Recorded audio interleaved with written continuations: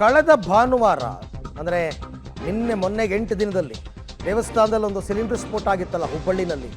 ಆ ಹುಬ್ಬಳ್ಳಿನಲ್ಲಿ ಸಿಲಿಂಡರ್ ಸ್ಫೋಟ ಆದಾಗ ಸಾವು ನೋವುಗಳಾಗಿತ್ತು. 9 ಜನ ಅಯ್ಯಪ್ಪ ಮಾಲಾಧಾರಿಗಳ ಪೈಕಿ ಈಗ 8 ಜನ ಮೃತಪಟ್ಟಿದ್ದಾರೆ. ಅಂದರೆ ಸಾವಿನ ಸಂಖ್ಯೆ 8ಕ್ಕೆ ಏರಿಕೆಯಾಗಿದೆ.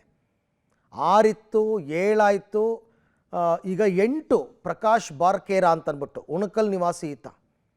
ಅಯ್ಯಪ್ಪ ಮಾಲಾಧಾರಿಗಳು ಅವತ್ತು ಅಲ್ಲಿ ದೇವಸ್ಥಾನದಲ್ಲಿ ಮಲಗಿದ್ದಾಗ ಸಿಲಿಂಡರ್ ಸ್ಫೋಟ ಆಗಿ ಎಲ್ರಿಗೂ ವಿಪರೀತ ಗಂಭೀರ ಗಾಯವಾಗಿತ್ತು. ಅದರಲ್ಲಿ ಒಬ್ಬ ಚಿಕ್ಕ ವ್ಯಕ್ತಿ ಅಂದರೆ ಅಪ್ರಾಪ್ತ ವ್ಯಕ್ತಿಯೊಬ್ಬ ಬಚಾವಾಗಿದ್ದಾರೆ. ಅವರು ರಿಕವರಿ ಆಗ್ತಾ ಇದ್ದಾರೆ. ಇವರಿಗೆಲ್ಲ 90%, 85%, 80% ಬರ್ನ್ ಇಂಜುರೀಸ್.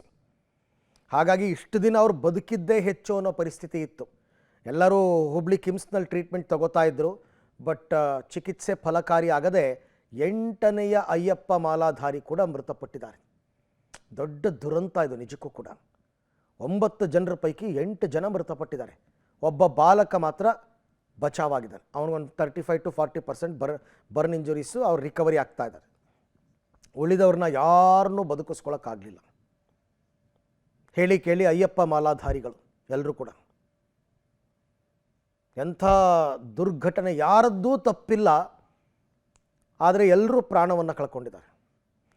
ಈ ಬಗ್ಗೆ ಮತ್ತಷ್ಟು ಮಾಹಿತಿ ನನ್ನ ಕೊಲೀಗ್ ಸುನೀಲ್ ಅವರಿಂದ ಪಡ್ಕೊಳ್ಳೋಣ. ಸುನೀಲ್, ಈಗ 9 ಜನರ ಪೈಕಿ 8 ಜನ ಮೃತಪಟ್ಟಂಗಾಯಿತು ಲೆಕ್ಕಾಚಾರ. ಯಾಕೆಂದರೆ ಒಬ್ಬ ಮಾತ್ರ ರಿಕವರಿ ಆಗ್ತಾ ಇದ್ದಾರೆ, ಬಾಲಕ ಅಂತಕ್ಕಂಥ ಮಾಹಿತಿ. ಏನು ಅಪ್ಡೇಟ್ಸ್ ಇದೆ ಸುನೀಲ್? ಎಸ್ ಅರವಿಂದ್, ಪ್ರಕರಣದ ಮೊದಲನೇ ದಿನದಲ್ಲಿ ಕೂಡ ಕಿಮ್ಸ್ ವೈದ್ಯರು ಒಂದು ಮಾತನ್ನ ಹೇಳಿದ್ರು. 9 ಜನರ ಪೈಕಿ ಓರ್ವ ಬಾಲಕ ಉಳಿಯುವಂತ ಸಾಧ್ಯತೆ ಇದೆ.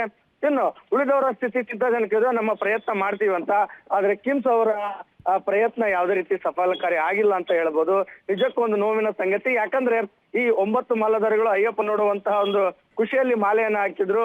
ಆದ್ರೆ ಎಲ್ಲರೂ ಕೂಡ ಇವಾಗ ಪ್ರಾಣವನ್ನ ಬಿಟ್ಟಿರುವಂತದ್ದು. ಓರ್ವ ಬಾಲಕ ಉಳಿಸುವಂತ ಪ್ರಯತ್ನವನ್ನ ಕಿಮ್ಸ್ ವೈದ್ಯರು ಮಾಡಿದ್ದಾರೆ.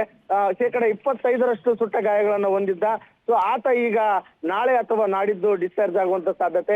ಇನ್ನು ಉಳಿದಂತ 8 ಜನರು ಕೂಡ ಒಂದು ಸುಮಾರು 99%, 70% ಹೀಗೆ ಸುಟ್ಟ ಗಾಯಗಳಿಂದ ಕೂಡಿದ್ರು. ಸೊ ಹೀಗಾಗಿ ಇವರು ಎಲ್ಲರೂ ಮೃತಪಟ್ಟಿರುವಂತದ್ದು. ಇವರನ್ನು ಉಳಿಸಿಕೊಳ್ಳುವಂತ ಪ್ರಯತ್ನ ಸಾಕಷ್ಟು ಜಿಲ್ಲಾಡಳಿತ ಮಾಡಿತು. ಸಂತೋಷ್ ಲಾಡ್ ಅವರು ವಿಶೇಷ ಪ್ರಕರಣವಾಗಿ ಪರಿಗಣಿಸಿ ಸರ್ಕಾರದ ಗಮನ ಸೆಳೆಯಲು ಕೂಡ ಯಶಸ್ವಿಯಾಗಿದ್ರು. ಆದ್ರೆ ಯಾವುದೇ ರೀತಿಯ ಪ್ರಯತ್ನ ಯಶಸ್ವಿ ಆಗಿಲ್ಲ. Arvind, right, thank you Sunil. ತಮ್ಮೆಲ್ಲ ಮಾಹಿತಿಗೆ ಧನ್ಯವಾದ.